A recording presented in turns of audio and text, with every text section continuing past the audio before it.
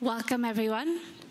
I want to hand it over to Ira ji, our beautiful yogini, Ira Trivedi ji. She will be moderating today's session on total wellness. Welcome to day 2. Are you all excited? Wonderful. So without further ado, our beautiful divine Ira ji, she will do the introduction for all of the panelists and also lead the session. But I wanted to introduce Ira ji, if you don't already know her. She is a world-renowned yoga teacher and quite famous, I would say, in the field of yoga. And I think if you want to see, they said there's no glamour in yoga. But when you look at you, you totally add glamour and grace to yoga. So she is the beautiful sangam of that beautiful confluence of being in the world of Maya, being in the world of Mumbai, and yet taking Gangaji and the Himalayas and the Sanskriti into her practice, so that wherever she goes, she represents that beautiful culture and that heritage. So in short words, over to you, Iraji. Jai Gange, thank you so much. Thank you. It's my honor and pleasure to be here moderating this wonderful session. We have 3 amazing stalwarts of wellness, and it's really going to be an enthralling, wonderful session. Their official bios are already in the booklet that each one of you have received, but just a few words from my side. Luke Coutinho is really brought over the past many years ancient wisdom into modern practice. And that's really what I would say he's done in a massive way. He has overtaken the world of Bollywood with his wellness and made that world definitely more well. I've been following his work personally for a while, and I've heard so many stories of the transformative work that Luke has done in nutrition, in health and wellness. And what's the most amazing is his practicality, is how he's applying everything into practical modern life. Dr. Ram, really wonderful to meet you. Really a veteran of Ayurveda in our country. And once again, the wonderful thing is how he is bringing an ancient, pure practice into the modern world, but still really sticking to the traditions of Ayurveda. And our conversation, I remember maybe almost a decade ago, was about creating villages, Ayurveda villages across this country. So we're still working on that dream, right? That there's Ayurveda villages across this country, and instead of having hospitals, we have villages of Ayurveda health and wellness.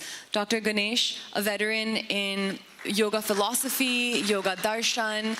He recently won the Yoga Ratna, which is a very, very prominent award for his work in the field of yoga. But really his, I would say, yoga philosophy and his simplicity in the way he presents it to the world is something wonderful. So I really urge you all to check out all of their work after this session, because truly each one of them has done such wonderful work in their individual field.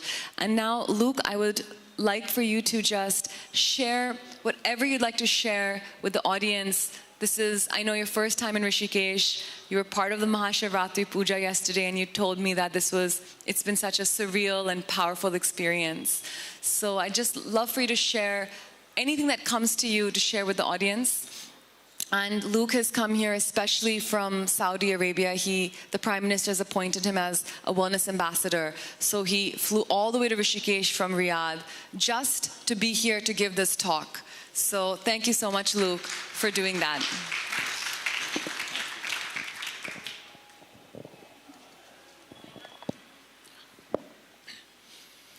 Thank you. Good morning, everyone. It's a pleasure to be here today. And before I start, in fact, let me start off with what I see in every cancer patient of mine every single day. I do integrative oncology. And over the years, you start to see a lack of nutrition. You start to see the side effects of chemotherapy, radiation, surgery. You see hormonal imbalances. You see different clients from different parts of the world who have stressors of different origin. But the one thing that you see after years, the years of looking at people who have cancer or any deadly disease, it doesn't have to be just cancer alone. Today, even a type 2 diabetes can be as deadly. What you see is a lack of balance in the human body. I'm not just talking about a lack of balance at a cellular level. Obviously, if you have a cancer, it was grown out of a lack of balance at a cellular level. You had a rogue cell that escaped the immune system and mutated into a cancer.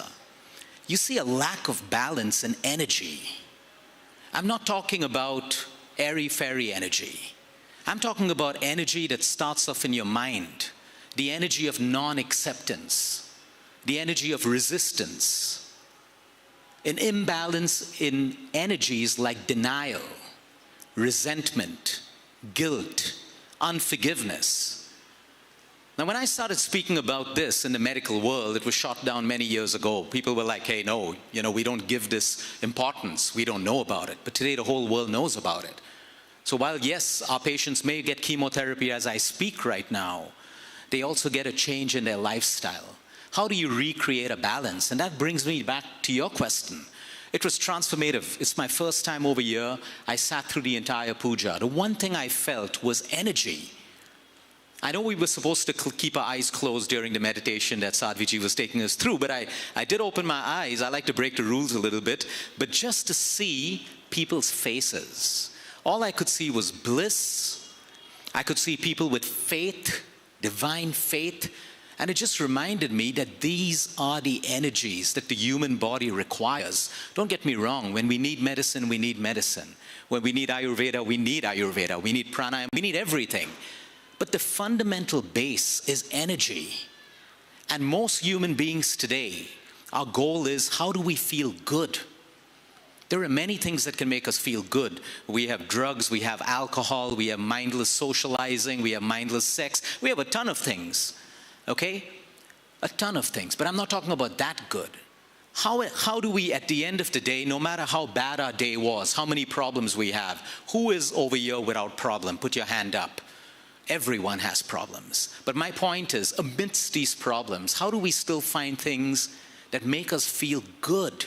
Because it is that feeling that when we feel good, that the intelligence that we all have within us works for us. When we're in a state of disharmony, you can have the best medication, you can do the most complicated asana, whatever it is, but the intelligence works against us.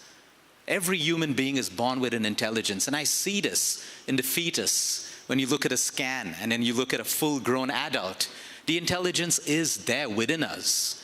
We have to only figure out ways how to harness it. And of course, when medication gets in the body, it treats the symptom, but it creates more disharmony.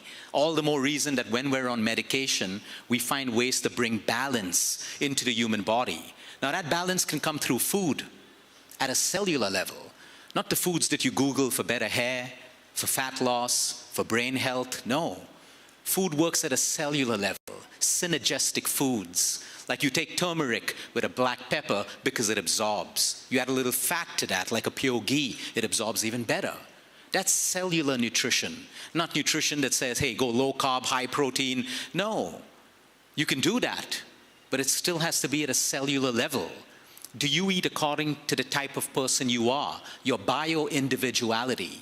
Where nutrition fails in the main world today is everyone's put into a box. Fast 16-8. Why not 15? Why not 17?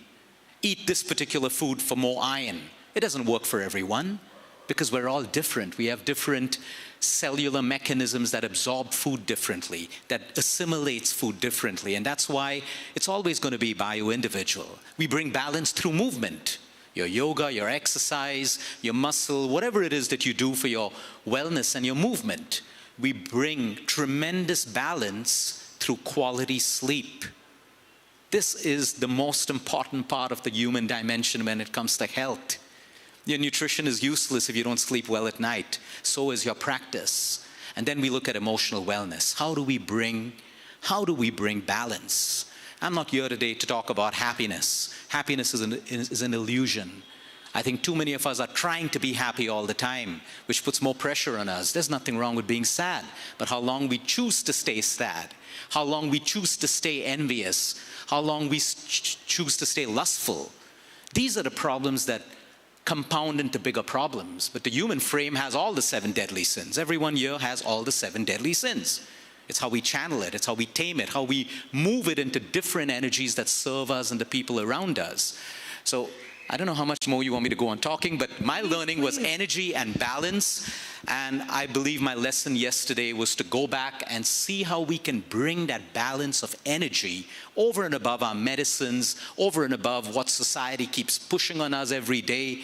You know, get out of the box we're living and understand that we have an intelligence within us, align it with the infinite intelligence that exists outside of us. So that's it for me. That's great. But Luke, you know, I just want to carry on with this amazing conversation that you've just had.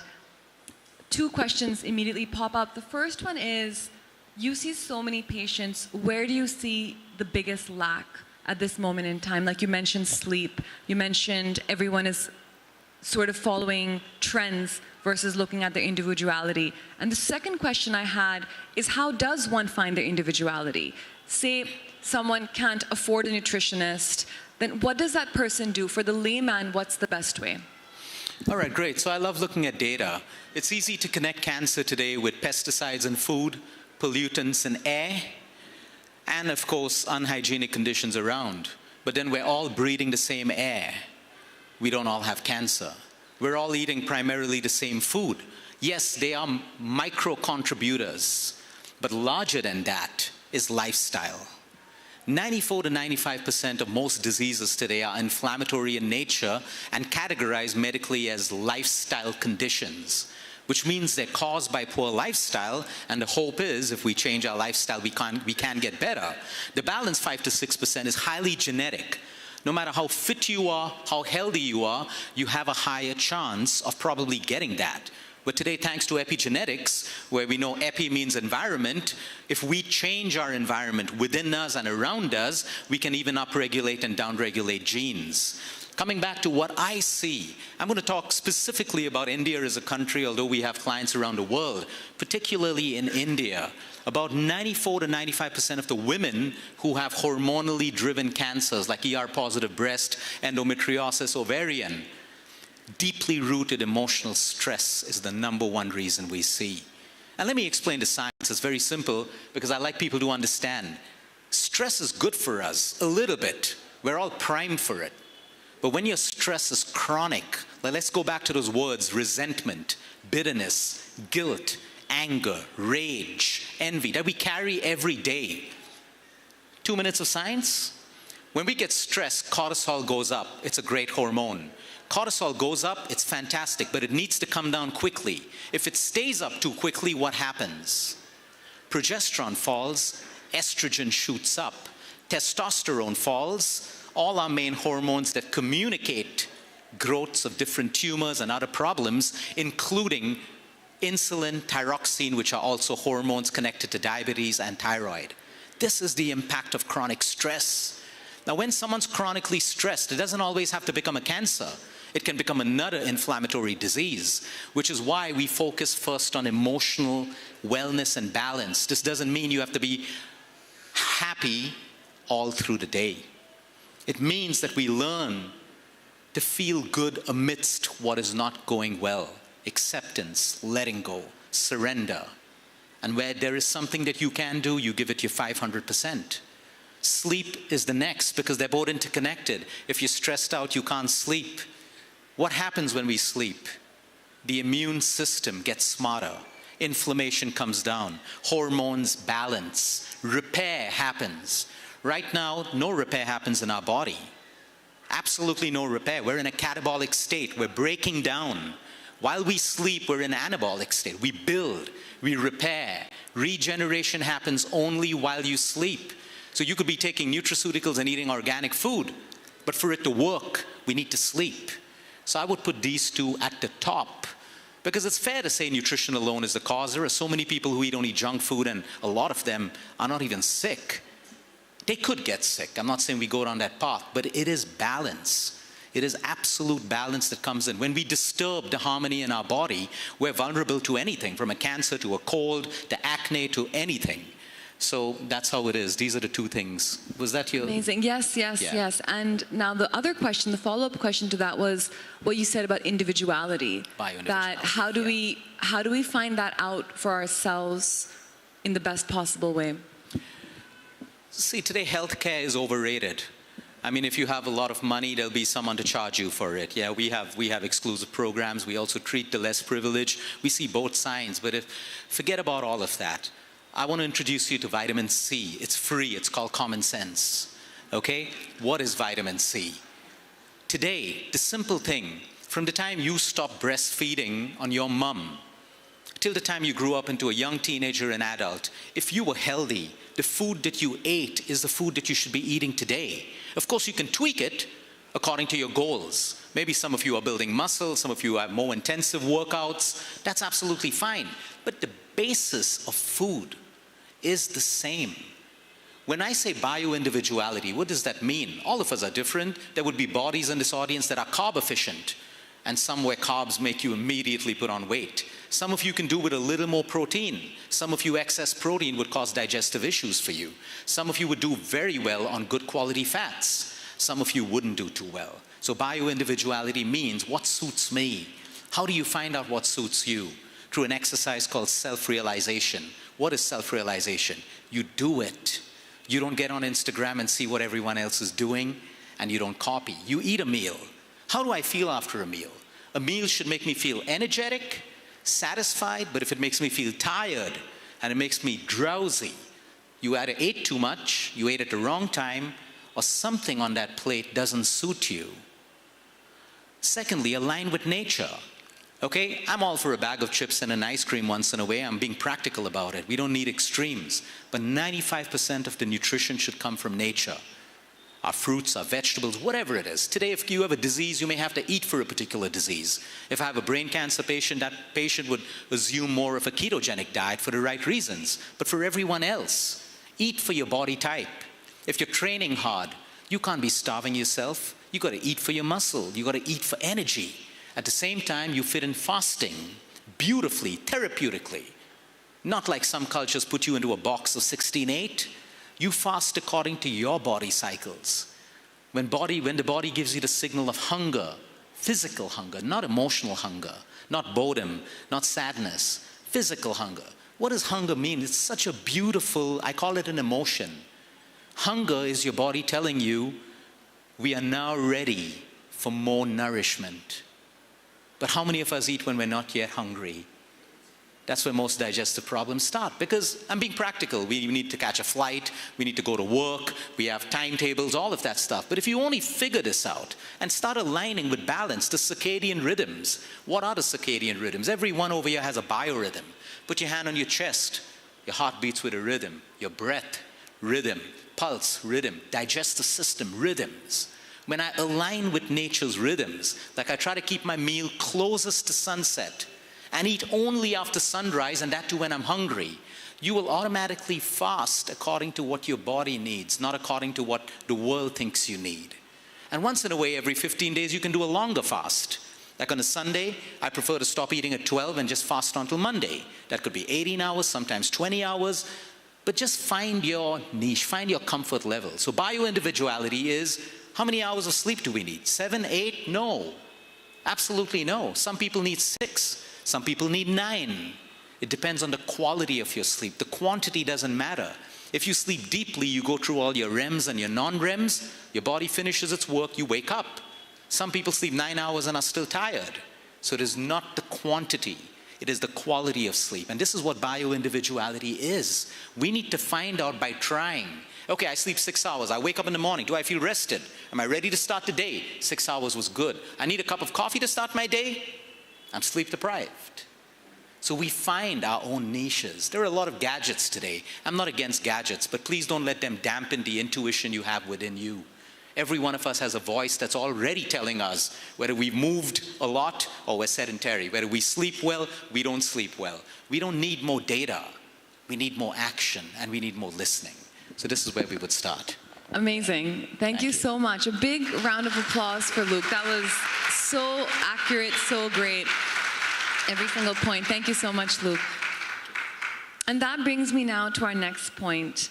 Luke very beautifully said that the answer to so many things is just self-realization.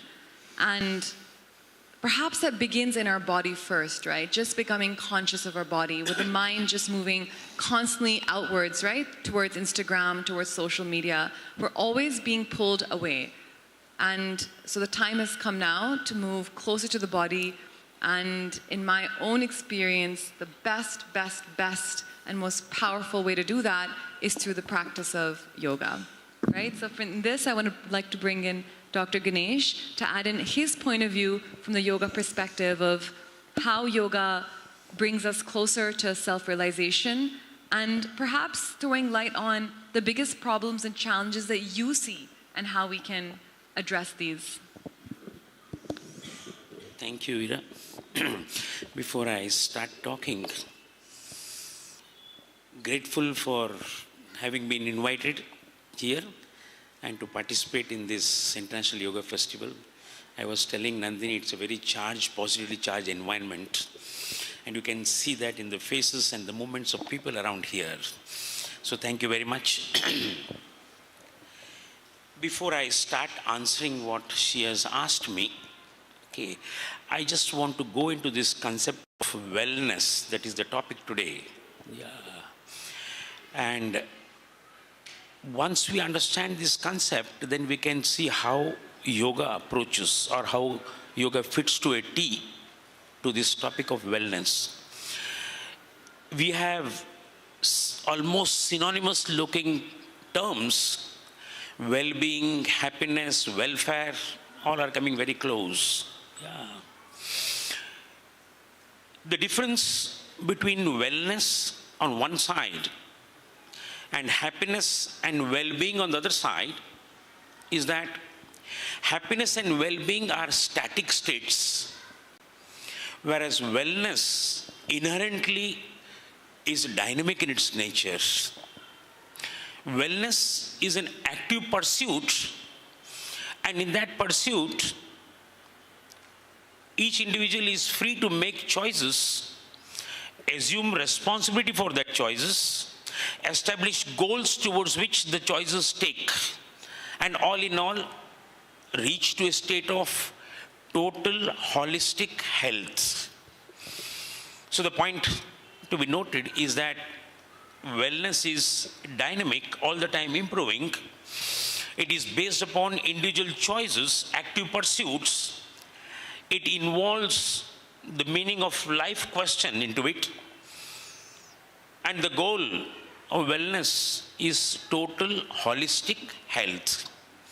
I will come to what is holistic health from a yoga point of view a little bit later.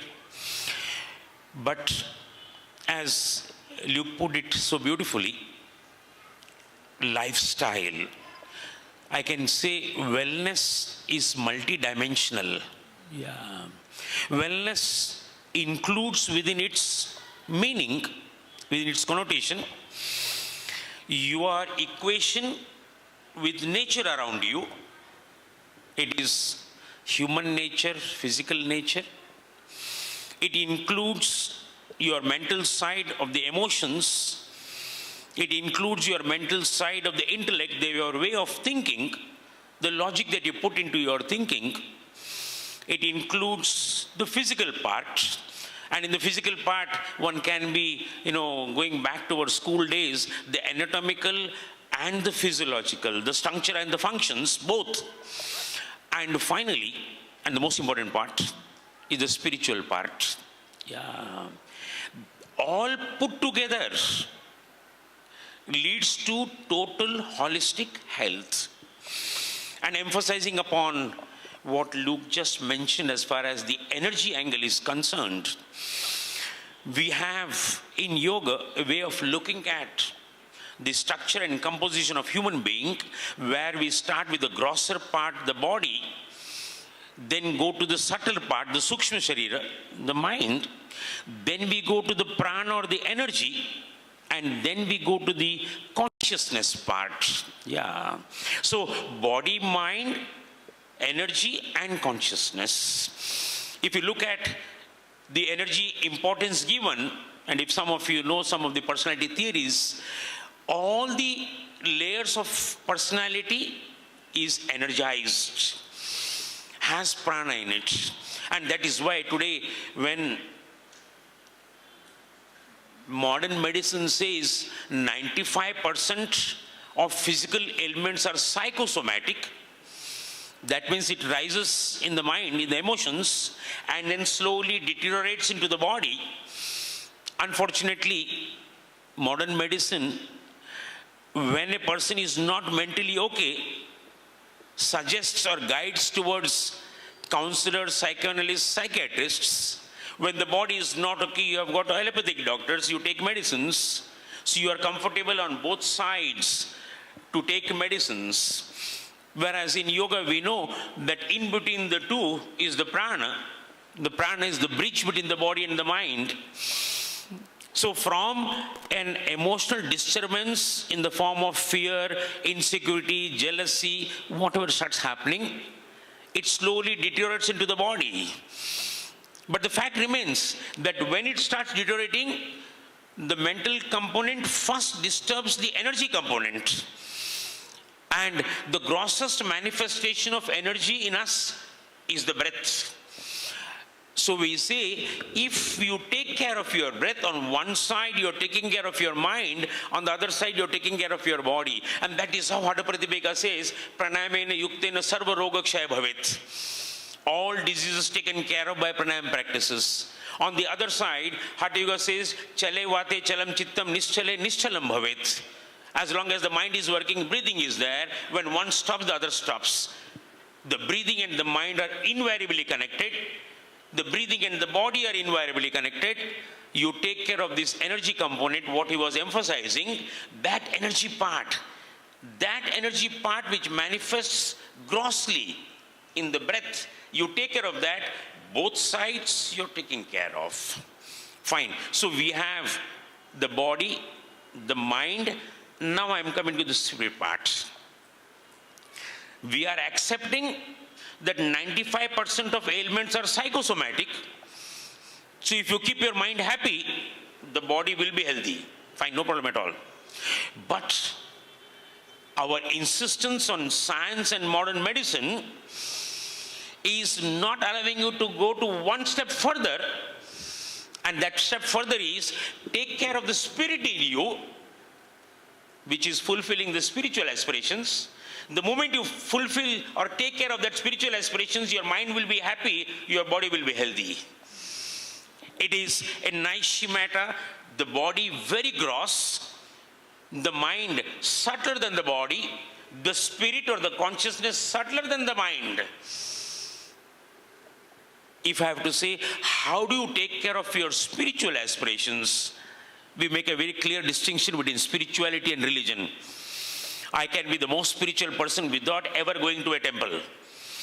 I can be a spiritual person. Spiritual grammatically means of the spirit. And the spirit in Indian philosophy stands for consciousness. So whenever you are catering to the demands of your consciousness, you are becoming more and more spiritual.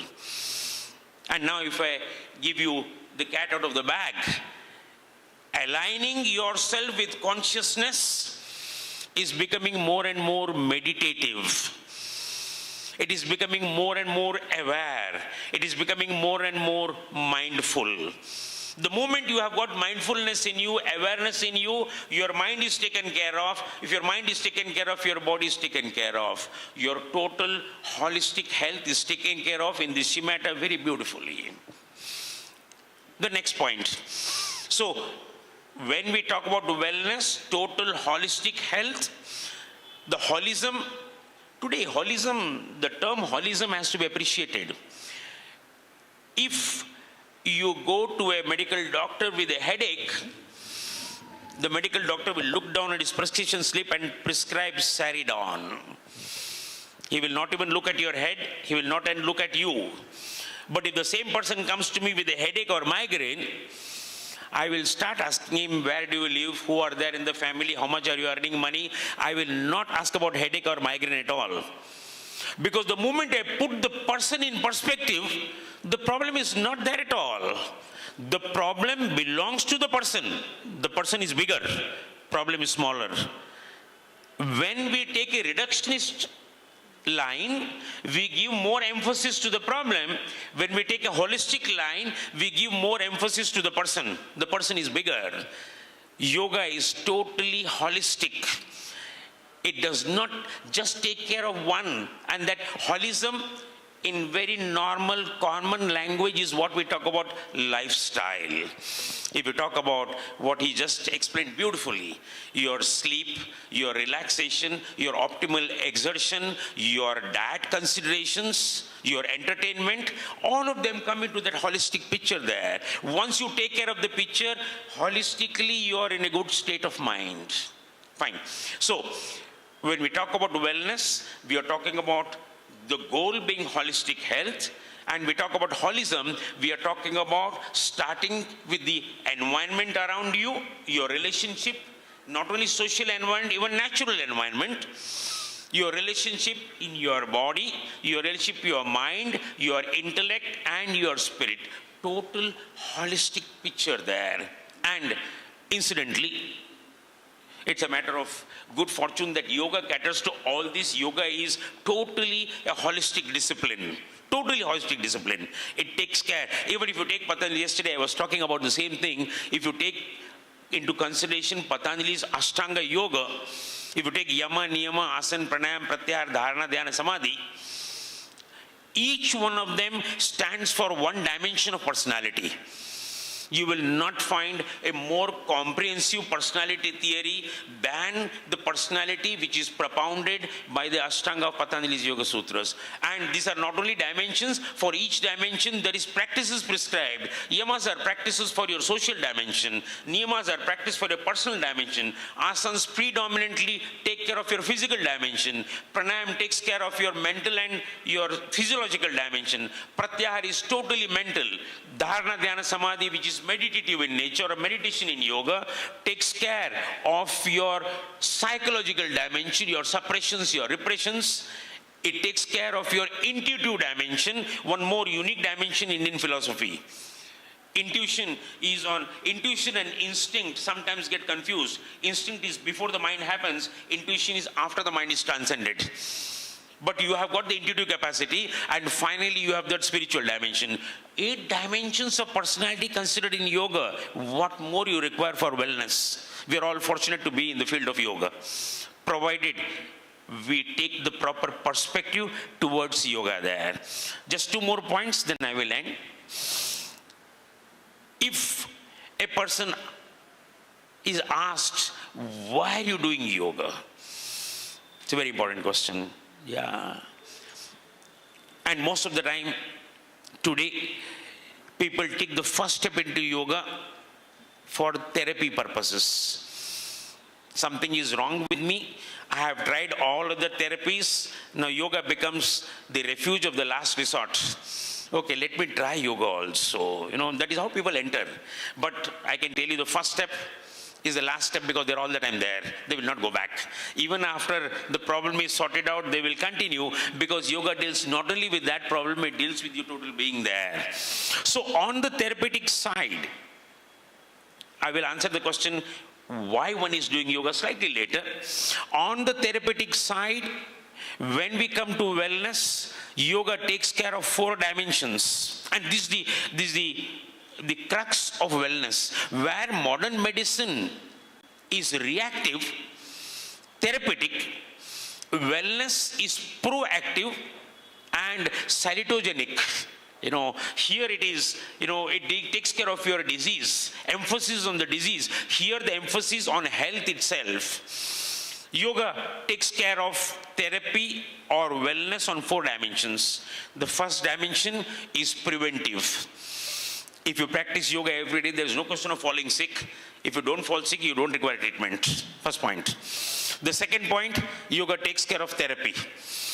Hatha Yoga textbooks talk about each practice and which practice is good for what. So it is therapeutic. The third part, which unfortunately is not recognized, but in which yoga does human service. There is a lot of promise in yoga, and that dimension is the healing dimension.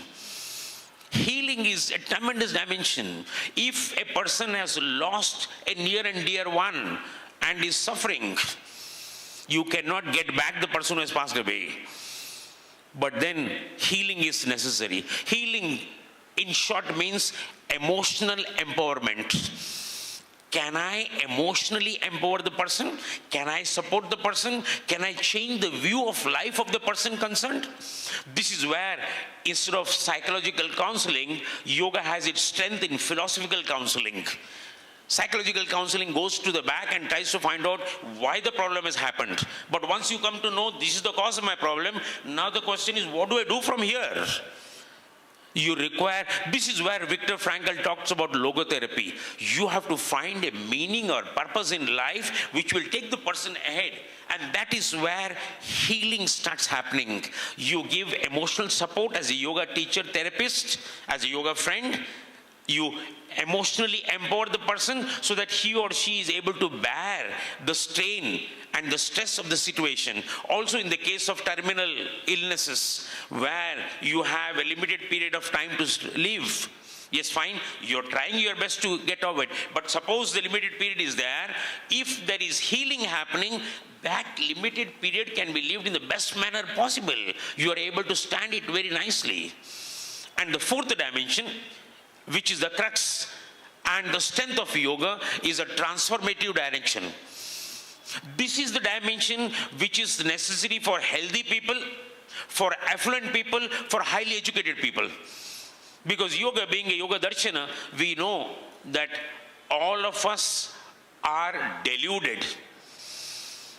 That delusion to go, you require vidya to happen. Your perspective to life, your perspective to yourself has to be proper. As long as you identify yourself with the body and the mind, no sufferings or dukkha can go. The question is, from the body and the mind, for me to come to my real existence, real essence.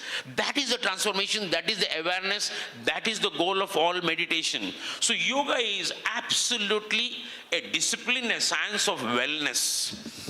Thank you so much, Dr. Ganesh. That was really a very thorough explanation of how yoga really is an absolute, total system of wellness. Being almost consumerized in many ways, in tablets and different forms, quote unquote modern Ayurveda.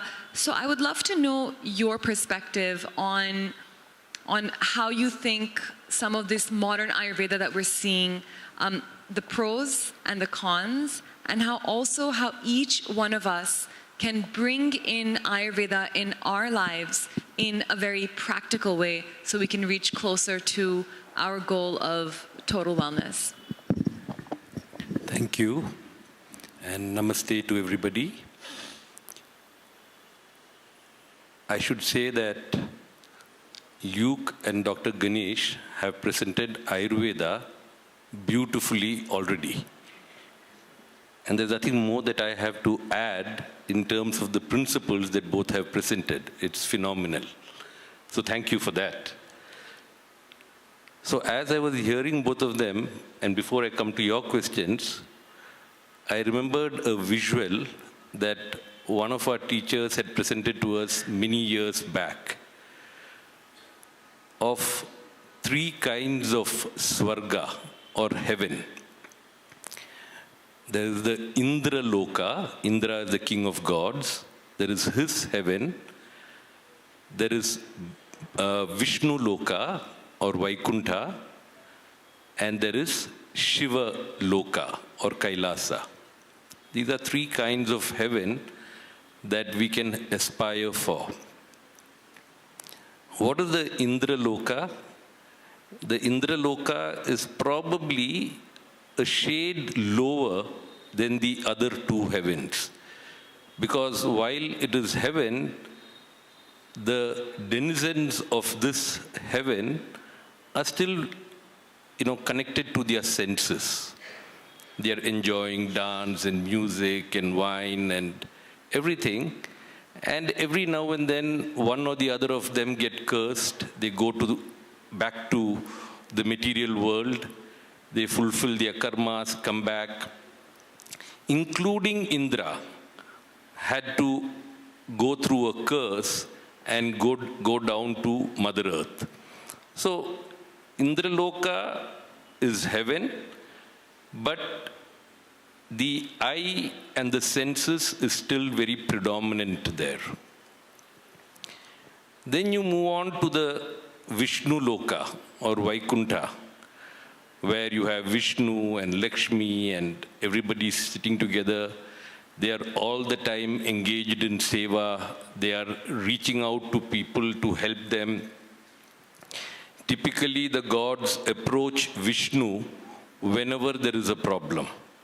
And that is how you have the entire concept of the Dashavatar or the 10 incarnations of Lord Vishnu. Each time the gods create a problem, Vishnu is their savior. So Vishnu is reaching out and helping whenever somebody asks for the help.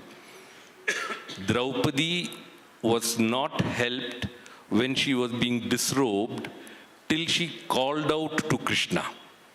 Krishna never came on his own. Draupadi had to reach out for Krishna to come. But still, it's beautiful. Always in the seva mode, moving more and more into the V mode. And then you have the Shiva Loka, which is the most interesting of these visuals. I don't know how many of you have seen a picture of Shiva's family. Lord Shiva with Ma Parvati, there is Kartikeya, one son, there is Ganesha, the other son. There is Kartikeya's vehicle, the peacock on one side, Ganesha's vehicle, the mouse on the other side, Ma Parvati sitting on a lion, Shiva's vehicle is the bull, and then you have the snake around Shiva's neck and Gangaji in his matted locks. What a perfect ecosystem. All living harmoniously with each other, not having to ask or receive. Occasionally fighting. They do fight, they do get jealous, they do have the ego battles. We all know how Kartikeya and Ganesha had an ego battle, where to settle the battle, they were told whoever goes around the universe first is the winner. Kartikeya immediately sets out on his peacock and goes very fast. Ganesha doesn't move. The mother asks Ganesha, "You stupid fellow, please move. Your brother will beat you." He says, "Wait." And as Kartikeya comes back, Ganesha makes his parents stand together, go around them 3 times, and says, "I am the winner. I have gone around the universe 3 times when my brother has not done it even once." It was a great lesson. So they all have their battles, their conflicts, everything, but they stay together, they support each other, they are available for each other without being asked. A perfect example of a totally we ecosystem. They are not perfectly fit. If we see Ganesha's form, we may not think that he is the epitome of physical fitness. But total fitness, total wellness is there in this family. So in the modern world, I think this is a visual that I hold dear to my heart, and this is a visual that I think all of us need to hold dear to our heart. When we talk of wellness or health, it is not just about the eye, it's not just about how to correct my liver or my heart or my lungs. It is about this entire system. In Ayurveda, we use the word sama to describe the balance that Luke spoke about. In the Bhagavad Gita, of course, samatvam yoga uchyate is told. In Ayurveda, we say samadosha samagdishcha samadhatu malakriya prasanna atma indriya mana. Very important. The first part is all about physical. Physical wellness, physical fitness, easy to achieve. The second part moves from sama to prasanna. Sama is for the body. Prasanna is for the atma, the indriya and the manas. And what does prasanna mean? In Hindi, it may translate as just happiness. But in Sanskrit, it translates as radiance. Radiating like 1,000,000 bulbs. What is radiating? The Atma, the soul, the spiritual. How does it radiate? When we have turned our focus inwards. The mind is minimally connected externally and totally connected internally. The mind and the senses are not looking outwards, they're looking inwards. That is when we experience this radiance. So balance or sama, when it is accompanied by prasannata or radiance, that is total wellness. So now in a post-COVID world, when everybody is talking about Ayurveda, how does this picture fit? I think it's important to be reminded of this picture because everybody is talking about Ayurveda in a reductionist way, most of the time. Dr. Ganesh spoke about holism. Today, most of the holism is in name. It is almost like health with a whole, not a WH, but a HOLE. There's a big hole in the way we practice our health or we look after our health. We have to look at it in totality. A few herbs, a little ginger, a little turmeric is not sufficient. It was so good to see Luke take our attention away from food. because the whole world thinks food is what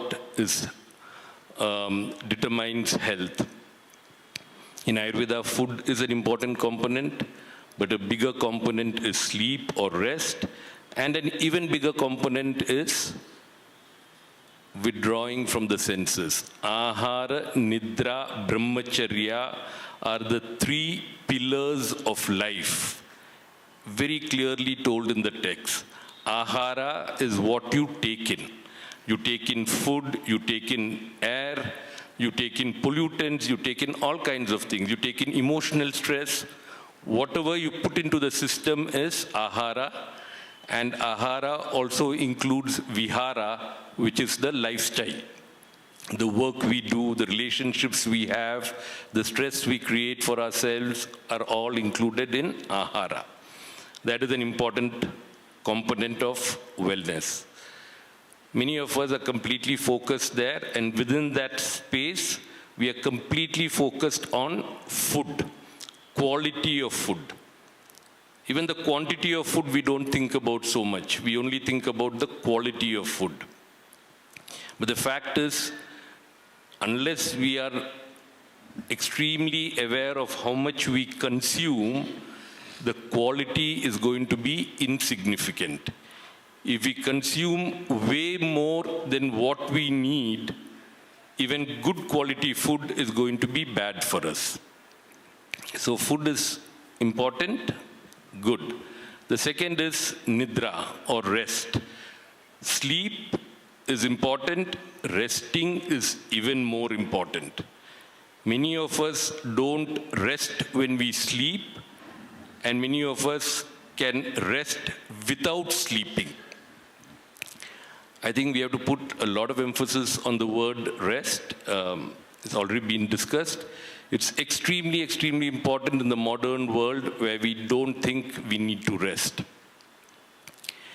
And the final one is brahmacharya, which is a word that all of you are familiar with. While it is normally translated in a very limited form as, in the sexual connotation, we look at it as a journey to Brahma, journey to the Atma, journey within, which means that we have to withdraw from our senses. The more we are engaged with the sense objects and the senses, the less the possibility of total wellness in our lives. Today, variety is the spice of life. We get bored of everything. We keep wanting change in our life. We want to continually appease our senses. The more we try to appease our senses, the more difficult it is. It's important that we get used to the idea of repetitive practices in our life. In my little space in Coimbatore, I tell people, if we can have kanji is rice gruel or something like oats that made of rice. If we can have just rice and lentils 365 days of the year, we would do very well for ourselves. And people immediately jump and ask, where is the protein, where is the vitamins, where is the minerals, etc. But I say this is good enough to take care of your health, because it has helped you to control your tongue, which is probably the biggest barrier on our path to good health and wellness. So in the post-COVID period, while people are experimenting, exploring, a lot more people have become conscious about wellness, about looking after themselves. They have been flooded with a lot more options, and they try to do everything.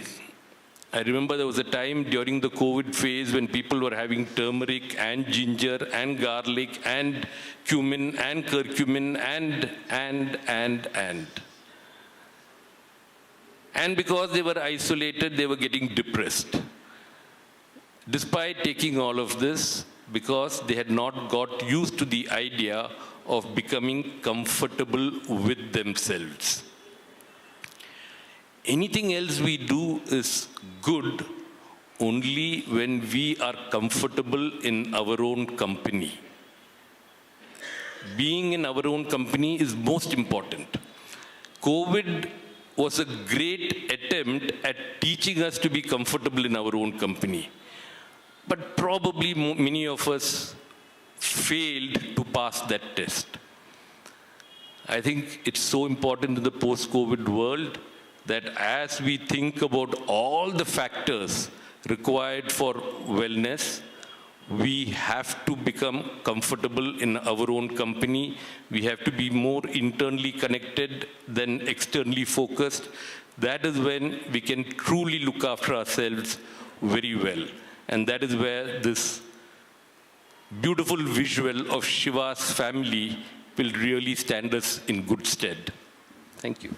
Thank you so much, Dr. Ram. That was a beautiful take on Ayurveda in the modern connotation.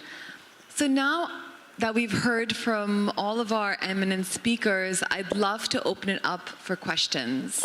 I'm sure there are some wonderful questions out there, so we have about 30 minutes or so we can try and ask whatever's on your mind. So if you can just raise your hand and Ganganandini ji will come and hand the mic to you.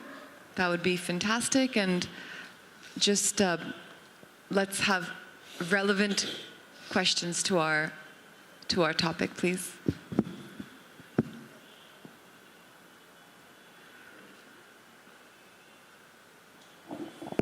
Great. So there's... And if you could just also let us know, you can ask a general question actually, and then we'll see how each one or one person can address the question.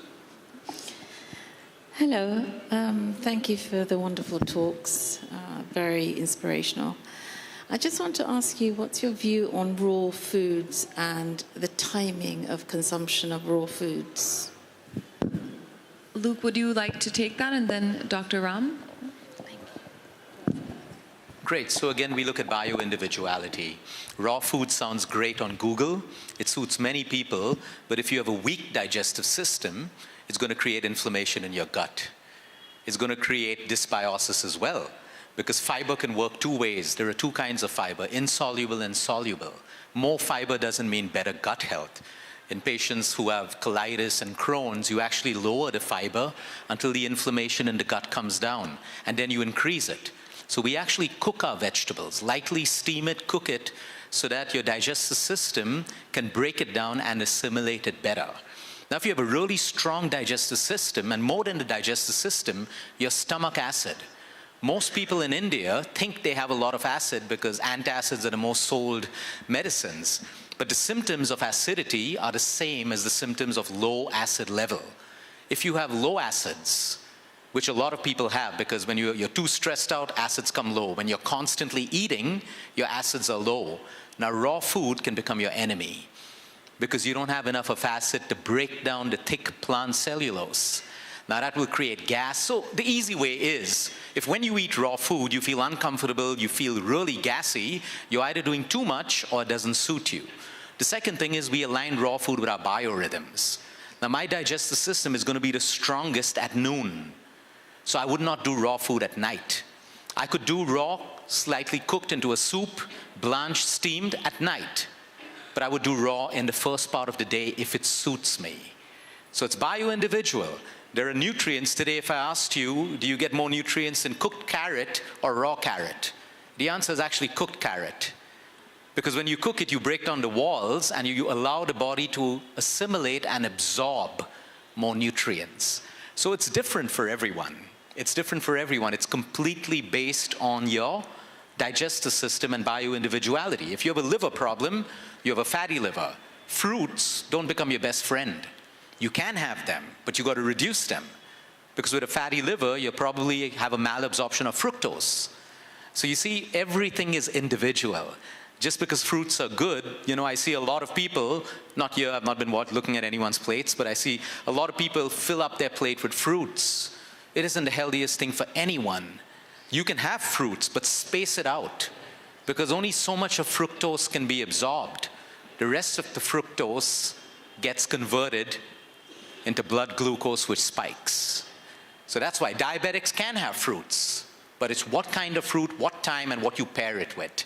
So I wouldn't look at raw that way. It would be different for everyone. Some people do great with raw, and some people don't do too well with raw. Thank you. It's a wonderful explanation, Luke. Thank you. And I think Ayurveda Doctor, would you like to add something to this? Because I know Ayurveda has a pretty strong perspective on raw foods. Well, Ayurveda says eat what you can digest in a quantity that you can digest and at a time that you can digest.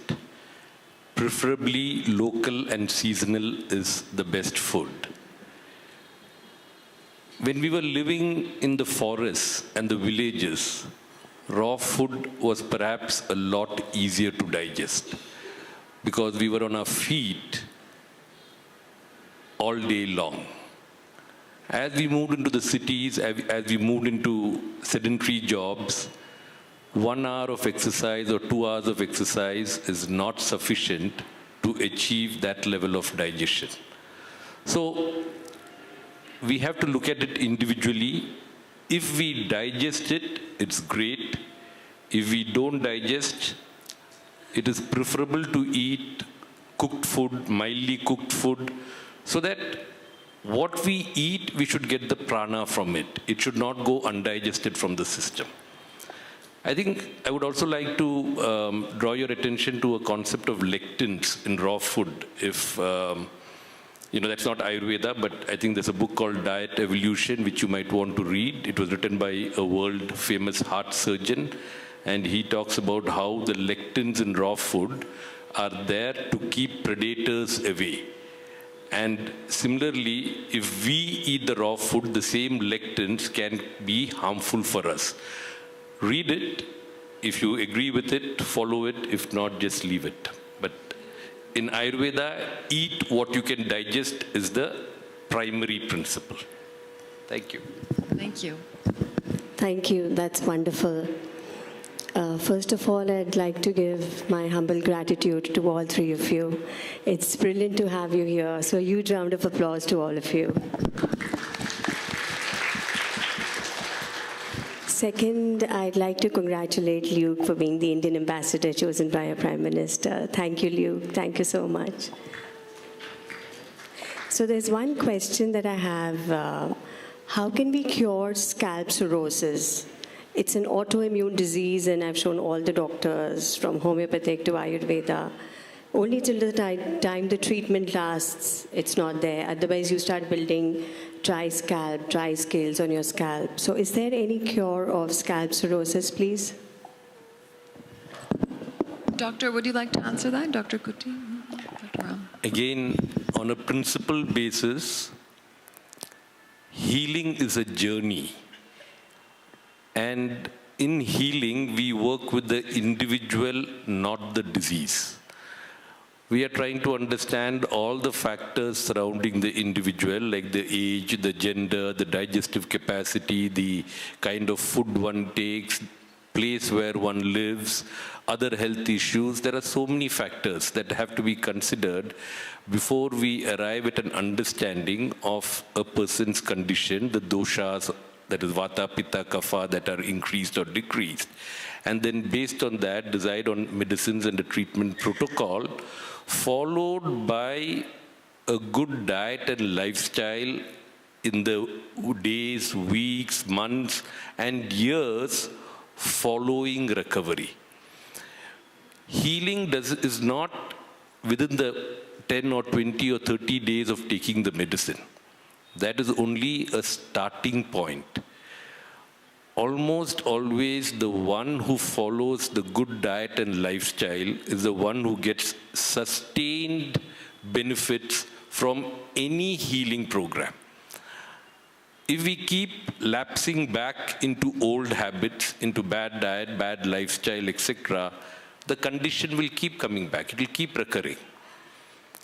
So every condition, depending on the stage of the condition and the person who has the condition, is classified into 4 categories. easily curable, curable but with great difficulty, manageable but not curable, and incurable. Easily curable, difficult to cure, manageable, and incurable. Every condition falls into one of these four. And it falls into one of these four based on the individual who has it. So if you ask me, Ayurveda has a cure for every condition on this planet. And Ayurveda does not have a cure for every condition on this planet. When COVID happened, Ayurveda was treating COVID. Many, many millions of COVID patients got benefit from Ayurveda, and many others did not get benefit.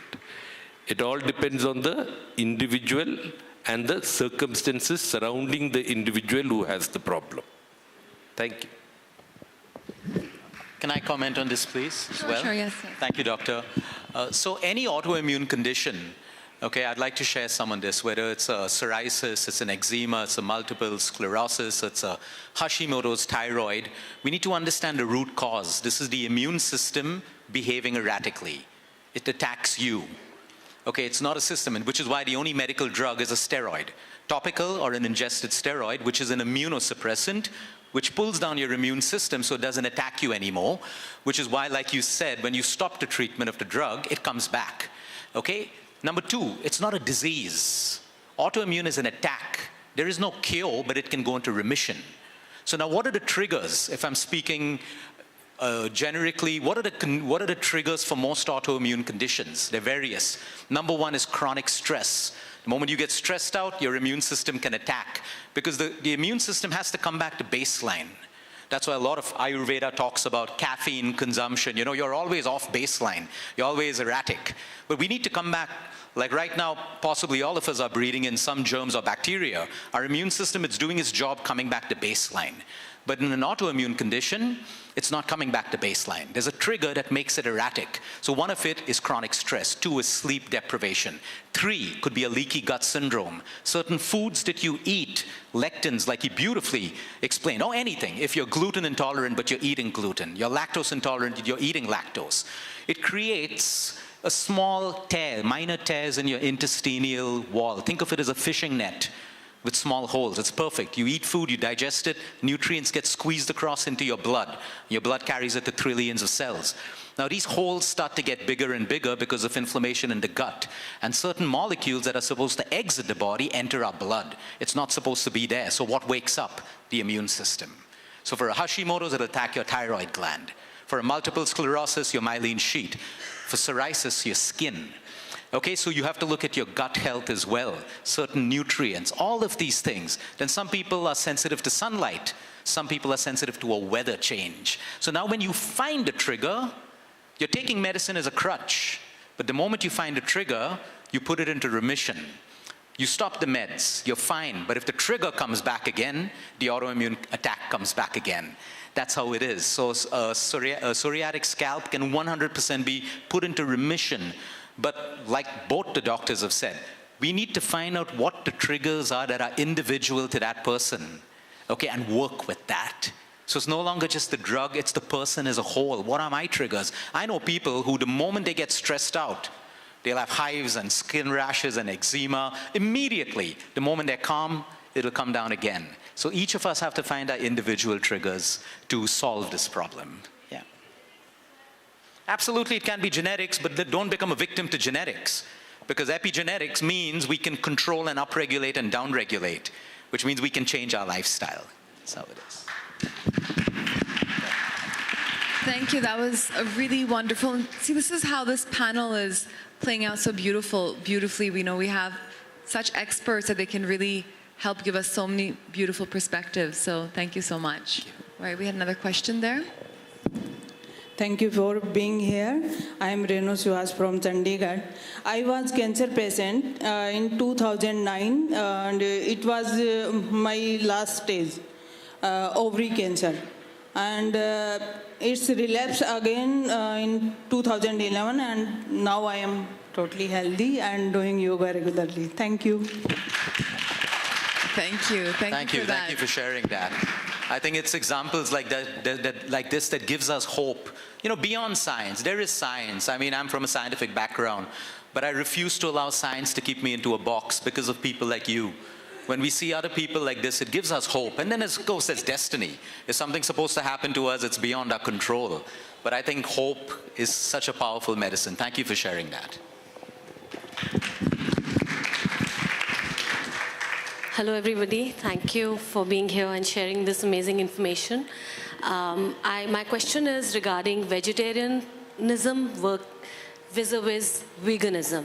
What is your take on this? Just the reason I ask this is because I'm a non-vegetarian person, turned into a vegetarian because I suffered from an autoimmune condition several years ago. And being a vegetarian really helped me get out of it.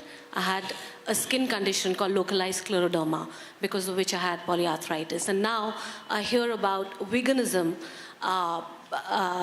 because, various things about dairy and how it impacts inflammation in the body. And my condition was more inflammatory in nature. So I'd just like your take on this. Thank you. Sure. Ayurveda says that if you cannot drink cow's milk, you are unhealthy. And you need to correct the problem so that you can drink that milk.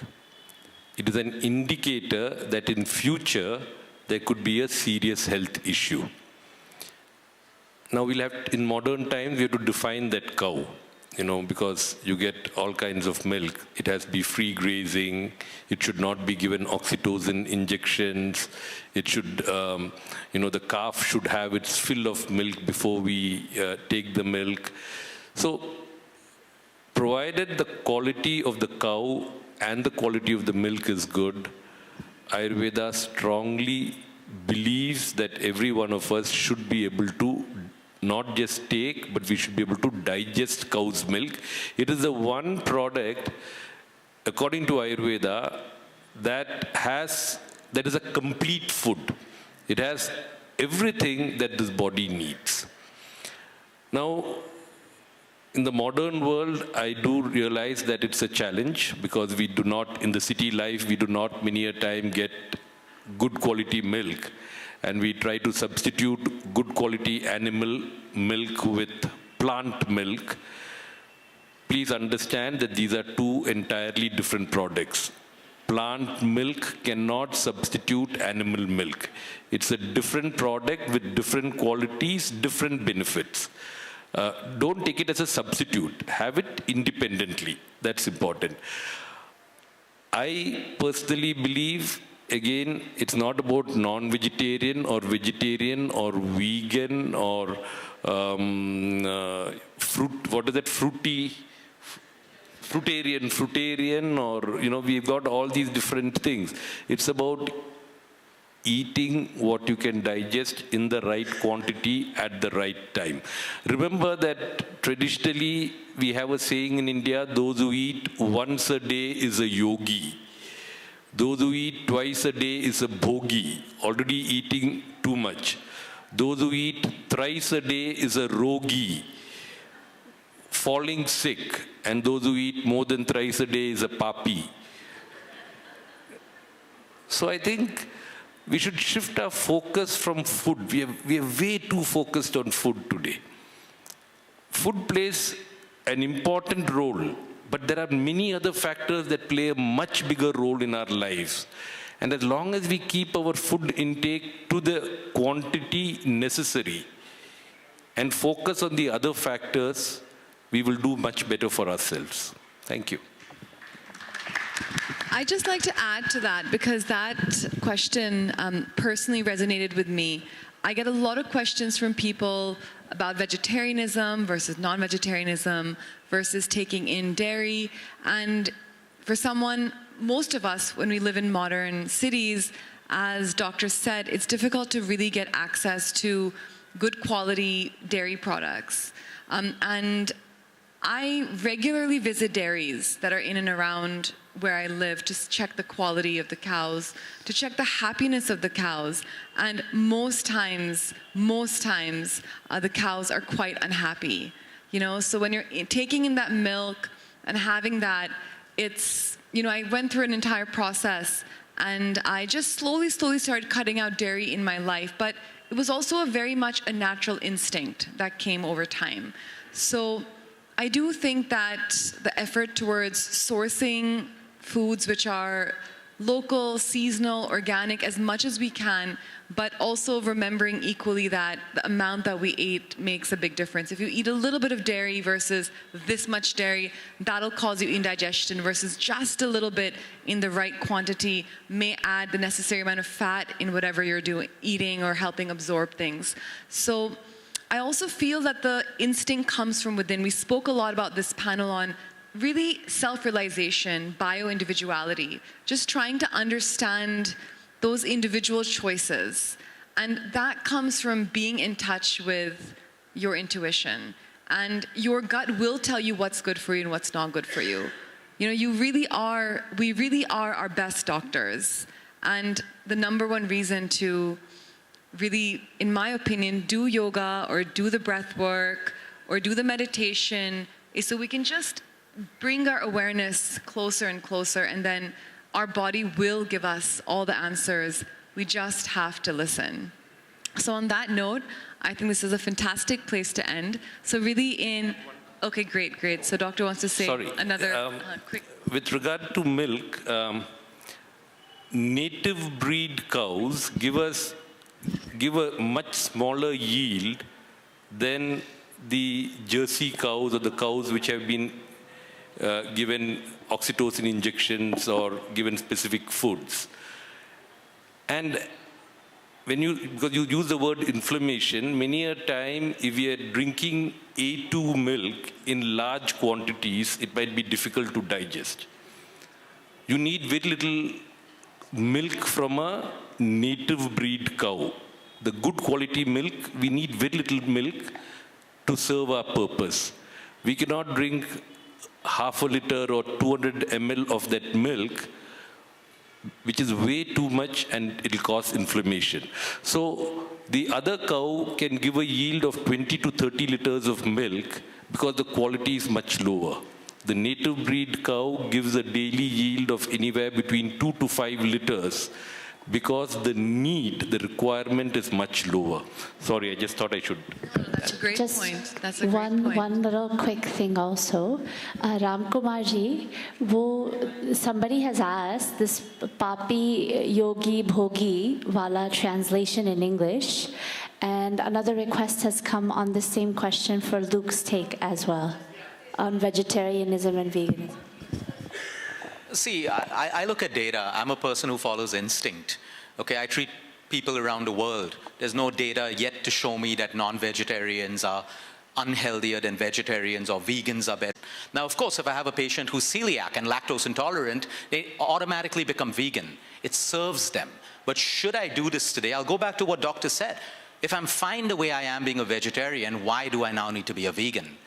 If I'm not lactose intolerant, but I'm intolerant to lactose, which means, okay, like he said, quality of milk can play a role. Or I just have inflammation in my gut, and I'd rather create a healthier gut than just stop milk if it's not the problem. Like a lot of people say, oh, I'm gluten intolerant. My question is, are you celiac? If you're celiac, you can never touch gluten. But if you're gluten intolerant, why isn't your gut strong enough to break down good quality gluten is the question we need to ask ourselves. It's easy to stop everything. It's easy to move to plant milk. But do remember, I mean, I don't have a problem with plant milk, but it is processed at the end of the day. It is 100% processed. And it is not milk. You know, the point is, look at oat milk today. There is no oat in it. It's slurry. Look at almond milk. You'll find a bigger label of preservatives. You're better off making almond milk at home, making soy milk. So the point is, when it comes to veganism, you know, I always say, don't choose extremes. Look at yourself. Does it suit me? Am I happy on this? Am I physically able to do my stuff? Do I feel I can lead my spiritual path? Choose that diet. It's really a very individual process, or follow the symptoms that your body tells you. That's my take on it. Yeah. Thank you.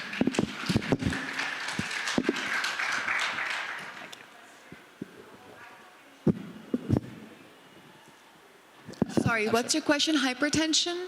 Sorry, you could just get a mic? Yeah, hypertension. Yes, what about it? So it's got to do with the emotions and... So you have to control your emotions then. Yeah. It's the same thing like what you were saying about other conditions. You got to get to the root cause. Why do you have hypertension? Okay. Why is your systolic and diastolic out of balance? Sometimes you can't change a situation in your life. Yes. So do you yoga. accept it. You accept it. Okay. There is no other way out. Yes. See, there are two things when we talk about stress today. Yes. Okay, we can have a whole workshop on stress management, or we can understand two things today. When I'm anxious or when I'm stressed, it's an emotion which is a message. Okay. Do something if it's in control. Okay. And take that action. If it's out of your control, there is only acceptance, letting go, and surrender. There is no other way. Yeah. There is no other way. Every problem has to be put into these two boxes. Okay, so if there is a situation let me give you the worst case scenario. You have a toxic member in your family. That's what most people come up with. I have to live with the person. Yes. Okay. What can you do? Can you let go of the person? No, I can't. Financial problems, kids, typical Indian family. Cool. Then you got to accept it. And let go. Yes, there is no other way. We try to go around the bush searching for different mechanisms, and we stress ourselves out more. But you got to put them in boxes. And then that's your journey. Like he said, healing's a journey. It's not going to come easy. I just let go easily. Yeah. I'm going to let go. Will I suppress emotions? Will I express them? But hypertension is not just that. I'm speaking particularly for India, because if you have diabetes, mostly you will have high blood pressure. And if you have diabetes and high triglycerides, please check your pressure regularly, because mostly you will have high blood pressure.